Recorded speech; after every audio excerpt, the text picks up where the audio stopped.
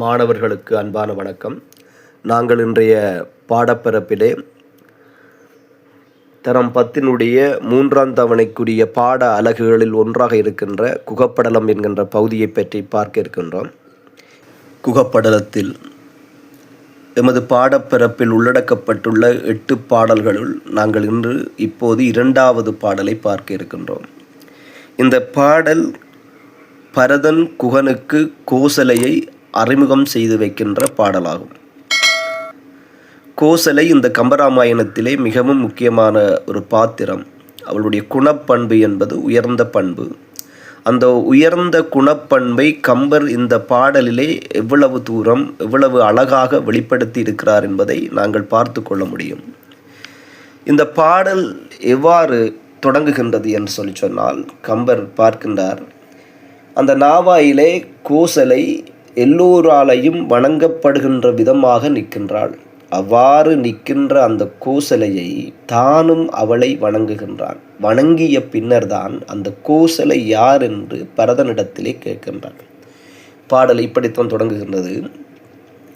சுற்றத்தார் தீவரோடும் தொழ நின்ற கோசலையை தொழுது நோக்கி, கொற்றத்தார் குருசில் அவர் யாரென்று குகன் வினவ, கோக்கள் வைகும் முற்றத்தான் முதல் தேவி மூன்றுலகும் ஈன்றானை முன்னின்றானை, பெற்றதால் பெரும் செல்வம் யான் பிறத்தலால் துறந்த பெரியாள் என்றான். ஆகவே கம்பர் தானே கோசலையை பற்றி ஒரு அறிமுகத்தை செய்கின்றார். முதல் 2 வரிகளில் நீங்கள் பார்த்து கொண்டால் தெரியும் கம்பரால் கோசலை எவ்வாறு அறிமுகப்படுத்தப்படுகிறாள். சொல்றார், சுற்றத்தார் தீவரோடும் தொழ நின்ற கோசலை. அதாவது கோசலை அவர்களுடைய சுற்றத்தவர்களாலும் உறவினர்களாலும் தீவர்களாலும் தொழ நின்றாள், வணங்கும்படியாக நின்றாள். அவ்வாறு நிற்கின்ற அந்த கோசலையை இந்த குகன் பார்த்த உடனேயே தானும் வணங்குகின்றான். அதான் தொழுது நோக்கி, எல்லோருமே வணங்குகின்றபடியாக நிற்கின்ற அந்த கோசலையை தானும் வணங்கியவாறாக நோக்கி, கொற்றத்தார் குருசில் அவர் யாரென்று. இங்கே கொற்றம் என்பது வெற்றியை குறிக்கும், தார் என்பது மாலையை குறிக்கும், குருசில் என்பது ஆடவருள் சிறந்தவன் என்பது அதனுடைய பொருள். ஆகவே இங்கே யாரை இவ்வாறு குகன் அழைக்கின்றான் என்றால் பரதனை நோக்கித்தான் விழிக்கின்றான். கொற்றத்தார் குருசில் என்பது இங்கு பரதனை குறிக்கின்றது. கொற்றம் என்பது வெற்றி, தார் என்பது மாலை, குருசில் என்பது ஆடவருள் சிறந்தவன். ஆகவே வெற்றி மாலையை அணிந்த ஆடவருள் சிறந்தவனே என்று பரதனை விழித்து அவர் யார் என்று அங்கே நிற்கின்றார். அவர் யார் என்று குகன் வினவ குகன் கேட்கின்றான். இப்போ பரதன் இவ்வாறு குகன் கேட்கின்ற பொழுது அவன் கோசலையை அவனுக்கு அறிமுகம் செய்து வைக்கின்றான். பாருங்கள், கோக்கள் வைகும் முற்றத்தான் முதல் தேவி. இங்கே கோக்கள் வைகும் முற்றத்தான் முதல் தேவி. இந்த கோக்கள் என்பது அரசர்களை குறிக்கும். கோ என்பது அரசன். இங்கே கல்விகுதி சேர்க்கப்பட்டு அது பன்மையாக்கப்படுகிறது. ஆகவே கோக்கள் என்பது அரசர்கள். வைகும் என்பது தங்குகின்ற முற்றத்தான், முன்றிலை உடையவன் அல்லது முற்றத்தை உடையவன். இங்கே யாரை சுட்டுகிறார் என்று சொன்னால் தசரத சக்கரவர்த்தியை சொல்லுகின்றார். தசரத சக்கரவர்த்தியினுடைய அரண்மனையினுடைய முற்றத்தில் அரசர்கள் எல்லோருமே தங்கி இருக்கின்றார்கள் அவனை பார்ப்பதற்காக. ஆகவே அவன் மன்னர்களுக்கெல்லாம் மன்னனாக விளங்குகின்ற ஒரு சக்கரவர்த்தியாக விளங்குகிறான் என்பது கம்பரங்கே சுட்டி காட்டியிருக்கிற விஷயம். அப்படிப்பட்ட அந்த சக்கரவர்த்தியினுடைய முதல் தேவி, முதல் மனைவி, 3 உலகும் ஈன்றானை முன்னின்றானை பெற்றதால். இந்த 3 உலகங்களையும் படைத்தவன் பிரமதேவன். அதன் ஈன்றானை என்றால் தோற்றுவித்தல், அது படைத்தல். ஆகவே 3 உலகங்களையும் படைத்தவன் பிரமதேவன். முன்னின்றானை, அந்த பிரமதேவனையே தன்னுடைய தொப்புள் கொடியில் நின்று முற்பட்டு தோற்றுவித்தவன் ஆக இருக்கின்ற அந்த திருமாலை பெற்றதால், தன்னுடைய மகனாக பெற்றுக்கொண்டதால் பெரும் செல்வம், தான் அடைய வேண்டிய அரசாட்சி என்கின்ற செல்வத்தை யான் பிறத்தலால் துறந்த பெரியாள் என்றார். நான் இராமனுக்கு தம்பியாக பிறந்த காரணத்தினாலே எனக்காக இழந்த பெரியவள்தான் இவள் என்று சொல்லி கோசலையை அறிமுகம் செய்து வைக்கின்றான். ஆகவே இதில் நாங்கள் சில விடயங்களையும் ஆழமாக பார்க்க வேண்டும். ஒன்று, கம்பர் இந்த இடத்திலே கோசலை பற்றி சொல்லி இருக்கின்ற விஷயங்கள்.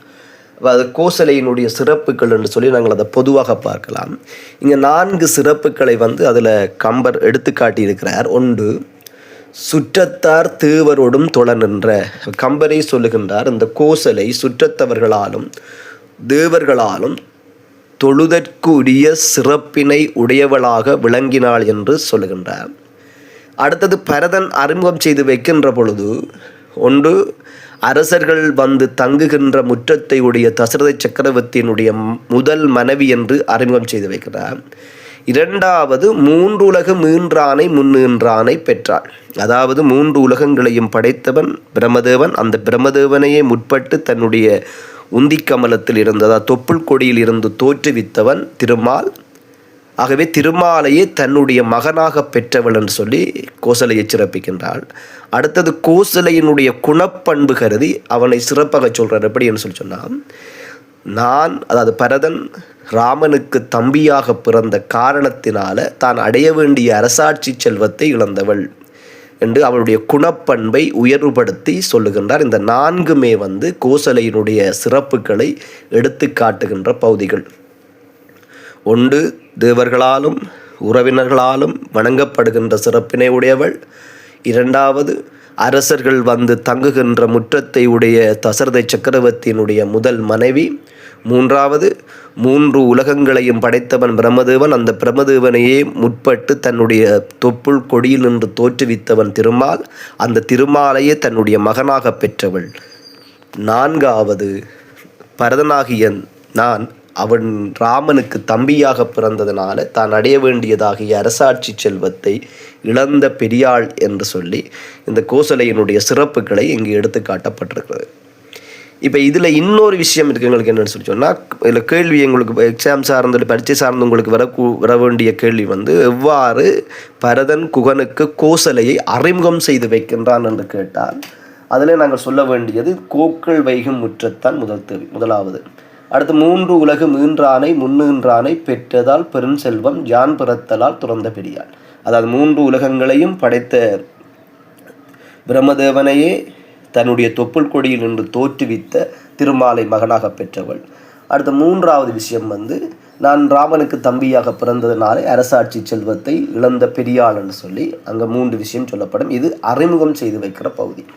எவ்வாறு பரதன் குகனுக்கு கோசலையை அறிமுகம் செய்து வைத்தான் என்று கேட்கிற பொழுது நீங்கள் எவ்வாறு இந்த அடிப்படையில் தான் அதற்கு விடையளிக்க வேண்டும்.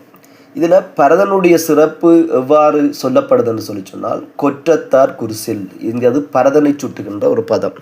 கொற்றம் என்பது வெற்றியை குறிக்கும், தார் என்பது மாலையை குறிக்கும், குருசில் என்பது ஆடவருள் சிறந்தவன். ஆகவே வெற்றி மாலையை அணிந்த ஆடவர்கள் எல்லோருள்ளும் சிறந்தவன் என்று சொல்லி பரதனை அந்த இடத்திலே சிறப்பிக்கின்றார். அதே மாதிரி தசரத சக்கரவர்த்தியை சிறப்பிக்கின்ற பொழுது கோக்கள் வைகும் முற்றத்தான் என்று சொல்லி அவனை ஒரு சக்கரவர்த்தி என்று சொல்லி சொல்கின்றார். அதாவது அரசர்கள் வந்து தங்குகின்ற முற்றத்தை உடையவன் என்று சொல்லி சொல்லுகின்றார். இந்த பகுதியில் வந்து எங்களுக்கு ஒவ்வொரு பாத்திரத்தையும், கோசலையை, சுமித்திரையை, கையையை அறிமுகம் செய்து வைக்கின்ற இந்த பகுதியில் அவனை அறிமுகம் செய்து வைக்கின்ற பொழுது, அவர்களை அறிமுகம் செய்து வைக்கின்ற பொழுது கம்பர் தசரத சக்கரவர்த்தியை சொல்லி அதனூடாகத்தான் அறிமுகம் செய்து வைப்பார். அடுத்து வருகின்ற பாடல்களையும் நாங்கள் பார்க்கலாம். இங்கேயும் கோசலை பற்றி சொல்லுகிற பொழுது கோக்கள் வைகும் முற்றத்தான் முதல் தேவி என்ற பதத்தை பாவித்து தான் கோசலையை முதல்ல அறிமுகம் செய்து வைக்கிறாள். அதாவது அரசர்கள் வந்து தங்குகின்ற முற்றத்தை உடைய தசரத சக்கரவர்த்தியினுடைய முதல் மனைவி என்று சொல்லி அறிமுகம் செய்து வைக்கின்றார். ஆகவே இந்த பாடலை பொறுத்தவரையிலே எங்களுக்கு 2 விடயங்கள் முக்கியமாகப்படுகின்றது. ஒன்று, கோசலையினுடைய சிறப்புகள் என்று சொல்லப்படுற ஒரு கேள்வி. அது பொதுவாக சொல்லப்படுறது 4 விடயங்கள் அதில் வரும். அது கம்பர் சொல்லுகின்றது தேவர்களாலும் உறவினர்களாலும் வணங்கப்படுகிறாள் என்று சொல்கிற விஷயம் வரும். அடுத்தது, அரசர்கள் வந்து தங்குகிற முற்றத்தை உடைய தசரத சக்கரவர்த்தியினுடைய முதல் மனைவி என்பது வரும். அடுத்தது வந்து 3 உலகங்களையும் படைத்த பிரம்மதேவனையே முற்பட்டு தோற்றுவித்த திருமாலை மகனாக பெற்றவள் என்றது வரும். அடுத்த 3வது, நான் ராமனுக்கு தம்பியாக பிறந்தபடியினால தான் பெற வேண்டியதாகிய அரசாட்சி செல்வத்தை துறந்தவள் என்று சொல்லப்படுகின்ற விஷயமும் அதுக்குள்ள வரும். இந்த 4 விடயங்களும் சிறப்புகள் என்று சொல்கிற பொழுது வரும். ஆனால் அறிமுகம் செய்து வைக்கின்ற என்று சொல்லுகின்ற பொழுது பின் 3 விடயங்கள் தான் அதில் முக்கியப்படுத்தப்பட்டிருக்கும் என்பது நாங்கள் ஏற்கனவே பார்த்துருக்கின்றோம். அதுபோலவே இந்த பரதனுடைய சிறப்பை சொல்லுகின்ற பொழுது கொற்றத்தார் குருசில் என்று சொல்லியும் அதில் சொல்லியிருக்கிறார்.